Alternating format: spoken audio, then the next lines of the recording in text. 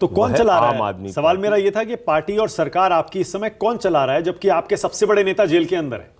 नहीं, निश्चित रूप से जो निर्देश उनका, जो सूचनाएं उनकी आती हैं, हम लोग उसके आधार पे भी काम करते हैं, और सरकार का जो रूटीन काम है वो मंत्रालय की जो मंत्री हैं वो काम करती हैं, चाहे वो आतिशी हों या सौरभ हों या जो बाकी हमारे मंत्री हैं। केजरीवाल जी ने तो शायद आतिशी को ही कहा है ना कि वो उनकी गैर हाजिरी में एक तरह से सरकार वही चलाएंगे।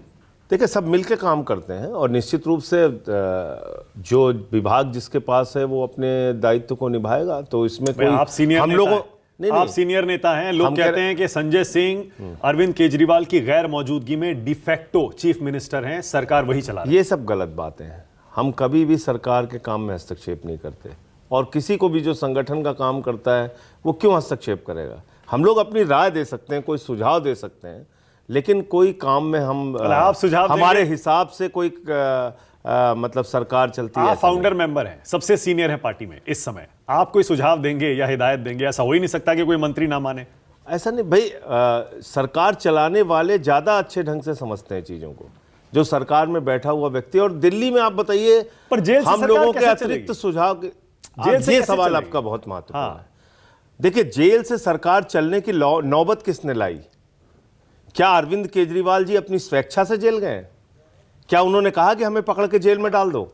लेकिन अगर इस देश के अंदर एक तानाशाह हुकूमत है जो कहती है कि साहब हम ऐसे मुख्यमंत्री को, जिसने बिजली फ्री किया, पानी फ्री किया, शिक्षा फ्री किया, इलाज फ्री किया, बुजुर्गों की तीर्थ यात्रा फ्री की, माताओं बहनों के लिए बस की यात्रा फ्री की, अनुकरणीय काम करके दिखाया, उसको पकड़ के हम जेल में डालेंगे? तो हमारा जवाब है कि हम जेल से सरकार चला के दिखाएंगे आपको।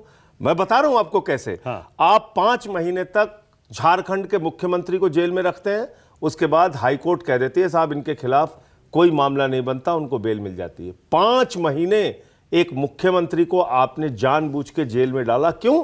क्योंकि आपकी मंशा थी झारखंड की सरकार गिराने की।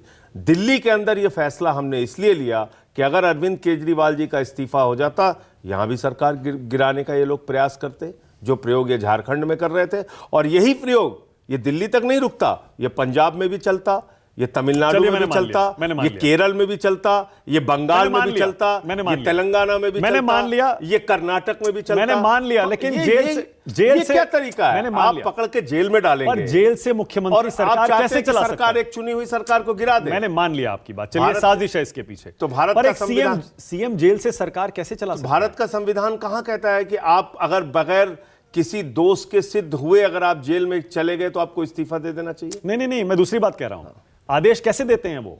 अपने मंत्रियों से बातचीत कैसे करते हैं? देखिए, बहुत मीटिंग्स कैसे करते हैं? हाँ, बता रहा हूं आपको। पहली बात तो कि 5 मिनट प्रतिदिन उनको परिवार से बात करने की इजाजत है कानूनी रूप से, ओके, जेल नियमों के हिसाब से। ओके, सप्ताह में 2 बार उनको मुलाकात करने की छूट है, उसमें अपने वो मंत्रियों से भी मिल लेते हैं और परिवार से भी मिल लेते हैं। तो जो उनका काम रहता है, भाई पहले भी क्या हर हफ्ते कैबिनेट और हर हफ्ते विधानसभा थोड़ी चलती है? तो उनका जो मैसेज होता है, जो उनको जानकारी होती है सरकार के बारे में, उसके हिसाब से वो निर्देश देते हैं अपना। ओके।